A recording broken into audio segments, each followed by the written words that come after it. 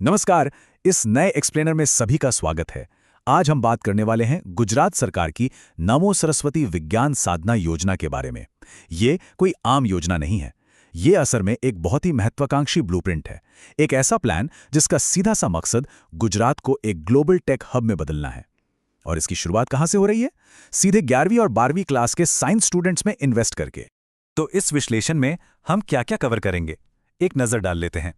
हम इस योजना के पीछे का विजन, इसके आर्थिक लाभ, एलिजिबिलिटी यानी पात्रता की शर्तें, नमो लक्ष्मी योजना के साथ इसका तुलनात्मक अध्ययन, आवेदन की प्रक्रिया और आखिर में इसके सबसे बड़े असर को समझेंगे। पेआउट से लेकर एप्लीकेशन तक के सारे प्रैक्टिकल सवालों के जवाब यहाँ बिल्कुल स्पष्ट रूप से मिल जाएंगे।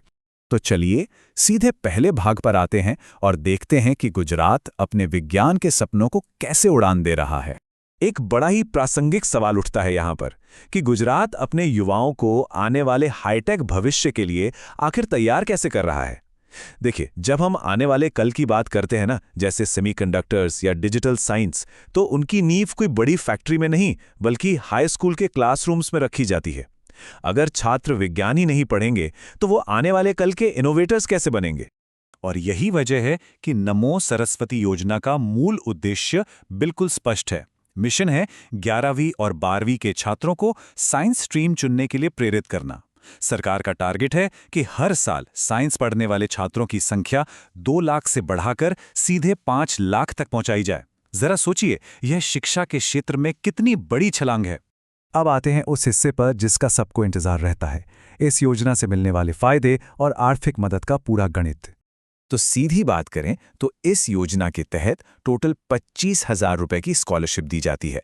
ये कोई छोटी रकम नहीं है। ये 25,000 रुपए उन आर्थिक रुकावटों को बिल्कुल खत्म कर देते हैं जो किसी भी बच्चे के साइंस पढ़ने के 2 साल के सफर में आ सकती हैं। अब थोड़ा इस 25,000 रुपए का मैथ्स भी समझ लेते हैं। बहुत ही सिंपल तरीके से इसे डिजाइन किया गया है। 11वीं क्लास में 10 महीने तक हर महीने 1,000 रुपए मिलेंगे, यानी टोटल 10,000 रुपए। फिर 12वीं क्लास में भी ठीक यही होगा, 10 महीने तक 1,000 रुपए महीना। और सबसे कमाल की बात, जब स्टूडेंट 12वीं के बोर्ड एग्जाम्स सफलतापूर्वक पास कर लेता है तो उसके बाद 5,000 रुपए का एक बोनस पे आउट अलग से मिलता है। हो गए ना पूरे 25,000। पर सवाल यह है कि आखिर इसका लाभ किस किस को मिल सकता है। योजना की जरूरी शर्तें क्या हैं, आइए देखते हैं। कुछ अनिवार्य शर्तें हैं जो बिल्कुल साफ हैं। पहला, 10वीं क्लास के बोर्ड एग्जाम में कम से कम 50% मार्क्स होने चाहिए। दूसरा, स्टूडेंट का एडमिशन 11वीं या 12वीं की साइंस स्ट्रीम में होना जरूरी है। तीसरा, स्कूल में हर महीने 80% अटेंडेंस लाजमी है। और चौथा पॉइंट बहुत ध्यान देने वाला है, पारिवारिक आय यानी फैमिली इनकम की लिमिट 6 लाख रुपए रखी गई है। लेकिन रुकिए, ये इनकम लिमिट सिर्फ उन बच्चों पर लागू होती है जो प्राइवेट या सेल्फ फाइनेंस स्कूलों में पढ़ते हैं। अगर कोई स्टूडेंट सरकारी या ग्रांट इन एड स्कूल में है तो उसके लिए इनकम की कोई लिमिट नहीं है। अब एक ऐसा टॉपिक जो थोड़ा कंफ्यूजन क्रिएट करता है, सरस्वती योजना और लक्ष्मी योजना में क्या फर्क है? चलिए इसे दूर करते हैं। तो इन दोनों बेहद जरूरी प्रोग्राम्स का एक आमने सामने कंपैरिजन करते हैं। नमो सरस्वती योजना 11वीं और 12वीं के साइंस स्टूडेंट्स के लिए है, चाहे लड़का हो या लड़की, और इसमें मिलते हैं 25,000 रुपए। वहीं दूसरी तरफ नमो लक्ष्मी योजना सिर्फ और सिर्फ लड़कियों के लिए बनाई गई है। ये 9वीं से 12वीं क्लास तक की उन सभी लड़कियों को मिलती है, चाहे वो आर्ट्स में हो, कॉमर्स में या साइंस में। और इसमें 4 साल के अंदर टोटल 50,000 रुपए तक की मदद दी जाती है। और यहाँ आता है सबसे बड़ा और एक्साइटिंग ट्विस्ट। अगर कोई लड़की 11वीं और 12वीं में साइंस स्ट्रीम चुनती है तो क्या होगा? वो लड़की असल में इन दोनों योजनाओं का फायदा एक साथ उठा सकती है। मतलब एक साइंस पढ़ने वाली छात्रा अपनी आर्थिक मदद को मैक्सिमाइज करने के लिए सरस्वती और लक्ष्मी दोनों स्कीम से फंड ले सकती है ना कमाल की बात? तो फायदे तो हमने समझ लिए, पर आवेदन यानी अप्लाई कैसे करना है, चलिए इस आसान सी प्रक्रिया को भी देख लेते हैं। ये पूरा सिस्टम बैक एंड पे कैसे काम करता है, ये जानना बहुत जरूरी है। क्योंकि सबसे अच्छी बात यह है कि स्टूडेंट्स या पेरेंट्स को फॉर्म्स लेकर दर दर भटकने की कोई जरूरत नहीं है। स्कूल्स खुद विद्या समीक्षा केंद्र के चाइल्ड ट्रैकिंग सिस्टम यानी CTS पोर्टल पे एलिजिबल स्टूडेंट्स का रजिस्ट्रेशन करते हैं। उसके बाद जिला शिक्षा अधिकारी उस डेटा को वेरीफाई करते हैं और फिर डायरेक्ट बेनिफिट ट्रांसफर यानी DBT के जरिए पैसा सीधे स्टूडेंट की मां के बैंक अकाउंट में आ जाता है। ये पूरी तरह से एक डिजिटल और सिक्योर वेरिफिकेशन प्रोसेस है। इसका सबसे बड़ा फायदा ये है कि इसमें पूरी ट्रांसपेरेंसी रहती है। कोई बिचौलिया नहीं, कोई कमीशन नहीं।